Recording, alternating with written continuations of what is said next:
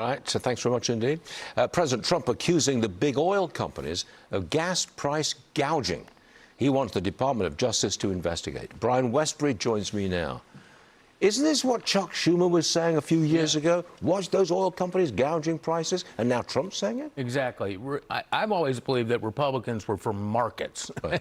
And the real problem here is that our refineries are built for heavy crude. And we get that a lot from the Middle East. And the Strait of Hormuz was closed. And markets will eventually fix this. And we frack a lot of oil, and we're the biggest oil producer in the world, but it's light sweet crude, and we can't refine that. So it's just going to take some time. I mean, we just opened the Strait. And so I think within the next couple of weeks, gas prices will catch up, and it's not anybody price gouging. I'm interested in this one. The number of people worth $30 million or more jumped by nearly 14.5% just last year. Right. What's this all about? Is it AI? Is it the stock market rally? What is it? Yeah, I think it's both of those. AI, all these, I mean, SpaceX generated how many 100 millionaires when they went public. But I think there's a bigger background story. The quantitative easing started in 2008 under Ben Bernanke. The money supply at that time, the M2 money supply, was $7 trillion. Today, it's $23 trillion. In other words, we tripled the money supply in 18 years. And what that means is we minted more billionaires. By tripling the money supply, we tripled the average bank account. So you're saying the Federal Reserve chucked all this money into the system, right. Trillions and trillions and trillions of dollars, and a chunk of it ended up with the super rich and made them even richer. Absolutely. It drove asset prices up. It drove house prices up. It drove all prices up.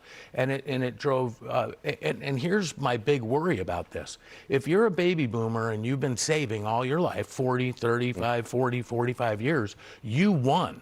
If you're Gen Z, you're just young. It's not that you're not a saver or bad with money. You just haven't had a chance to accumulate assets. You lost relative to the baby boomers. And Gen Z, go on Twitter. Gen Z hates the baby boomers right now, and it's created inequality, and inequality drives politics, and I think that's why we're electing socialists in New York City. What do you think to that, Tabitha? Well, that's a good argument. So here's what I've seen happen firsthand. I know a ton of business owners right now that think their business is worth maybe 20, 25 million. They are now running processes to potentially sell their privately held businesses. And because private equity firms have so much money and they're paying such crazy multiples, the person who thought his or her business was worth 20 million, they're getting checks for $100 million. So you are creating so much new wealth with every single one of these M&A transactions that didn't exist before. But you made a great point. That pushes the idea of distribution. Redistribute it. Well, that's a political thing, and you're right. That's why a lot of people vote left and vote for tax the rich. And people think capitalism causes inequality. Yes, in this case, it was the Fed. And this is why Jerome Powell, in my opinion, got Mamdani elected. Like, I'm not kidding, because they tripled the money supply and created more inequality, and now he's complaining about the independence of the Fed. But I believe the Fed violated that independence first.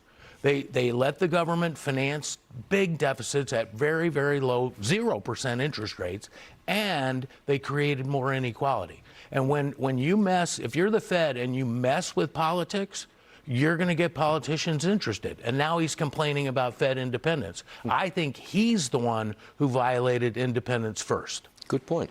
Brian Wesbury, that was right on the ball. Thank you very much indeed. We'll take that. Thank you very much, son.